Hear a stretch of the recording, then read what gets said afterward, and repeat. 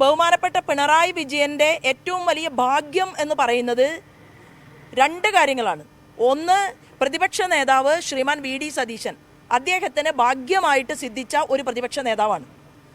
ആ ഭാഗ്യവും മറ്റൊന്ന്, കേരളത്തിൽ ഇന്ന് നിലനിൽക്കുന്ന വ്യവസായ മേഖലയാകട്ടെ കാർഷിക മേഖലയാകട്ടെ വാഴക്കൃഷി പഠിക്കാൻ വേണ്ടിയിട്ട് യൂറോപ്പിൽ പോയി. സമുദ്രത്തിനടിയിൽ എങ്ങനെ വാഴ വയ്ക്കാമെന്ന് റിസർച്ച് ചെയ്യാൻ വേണ്ടിയിട്ടാണ് കേരളത്തിലെ കോടിക്കണക്കിന് രൂപ ചിലവഴിച്ചുകൊണ്ട് ഒരു യൂറോപ്യൻ പര്യടനം നടത്തിയത്. വ്യവസായം എങ്ങനെ വളർത്തണം എന്ന് ചിന്തിക്കാൻ വേണ്ടിയിട്ടാണ് എറണാകുളത്തുകാരനായിട്ടുള്ള വ്യവസായ വകുപ്പ് മന്ത്രി രാജീവ് ദാവോസിലേക്ക് പോയത്. 10 കോടിയോളം രൂപ ചെലവഴിച്ചുകൊണ്ടാണ് ദാവോസ് ചുറ്റിക്കറങ്ങി തിരിച്ചു വന്നത്. ഇവിടെ ചിഞ്ചുറാണി ആകട്ടെ, ശശീന്ദ്രനാകട്ടെ, മുഖ്യമന്ത്രിയാകട്ടെ, റിയാസ് ആകട്ടെ, എല്ലാവരും കൂടി വിദേശ പര്യടനം നടത്തിയത് 6.5 വർഷത്തിനകം 85 രാജ്യങ്ങളിൽ പോയി.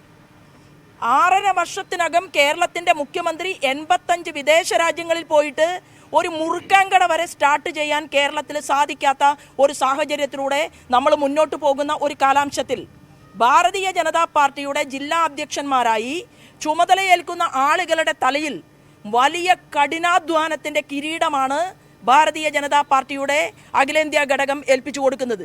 മിസ്റ്റർ ഷൈജുവിനോ അതല്ലെങ്കിൽ ചുമതല ഏറ്റെടുക്കുന്ന ഏതെങ്കിലും ഒരു ജില്ലാ പ്രസിഡന്റിനോ 1 മണിക്കൂർ സമയം ലിഷർ ടൈം ഇല്ല. മുഴുവൻ സമയ പ്രവർത്തകരായിട്ട് ജനങ്ങൾക്കിടയിൽ പ്രവർത്തിച്ചുകൊണ്ട് ഇവിടെ നടന്നുകൊണ്ടിരിക്കുന്ന അന്യായത്തിനെതിരെ പ്രതികരിക്കാൻ വേണ്ടിയിട്ടാണ് പുതിയ ജില്ലാ പ്രസിഡന്റുമാർ ചുമതല ഏറ്റെടുക്കാൻ പോകുന്നത്.